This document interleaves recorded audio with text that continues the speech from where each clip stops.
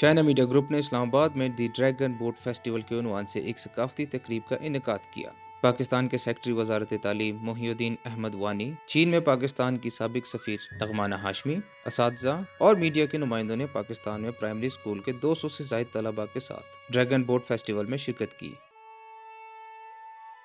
Secretary वजारत तालीम मोहिउद्दीन अहमद वानी ने अपनी तकरीर में कहा कि पाकिस्तान और चीन के दरमियान तालीमी तबादले बढ़ रहे हैं और ज़्यादा से ज़्यादा पाकिस्तानी तलबा चीन में तालीम हासिल कर रहे हैं। ये तलबा चीन में जदीद तालीम हासिल करने के साथ साथ चीन की तवील और शानदार सकाफत को भी समझ रहे हैं।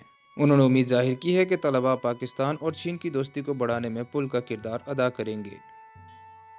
चीन में पाकिस्तान की साबिक सफ़ीर नगमाना हाशमी ने वहां मौजूद बच्चों से अपनी तवक्कुआत का इजहार करते हुए उम्मीद जाहिर की कि वो चीन को बेहतर तौर पर समझ सकेंगे और चीन के साथ गहरी दोस्ती को आगे बढ़ाने में अपना किरदार अदा करेंगे।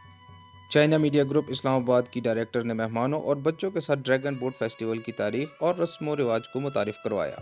ये त्यौहार पहला चीनी रिवायती त्यौहार है जिसे दुनिया के गैर मादी सकाफती विरसे के तौर पर मुंतखब किया गया है। तकरीब में पाकिस्तानी बच्चों ने रिवायती चीनी सकाफत में गहरी दिलचस्पी जाहिर की और चीनी रिवायती सकाफत से मुतालिक सवालात के जवाब देते हुए बातचीत में बढ़ चढ़ कर हिस्सा लिया। ड्रैगन बोट रेसिंग के हवाले से एक क्वेश्चन भी है, स्पोर्ट्स में कितने ज़्यादा लोग बैठे हुए हैं। इस मौके पर पाकिस्तानी तलबा ने परफॉर्मेंस भी पेश की।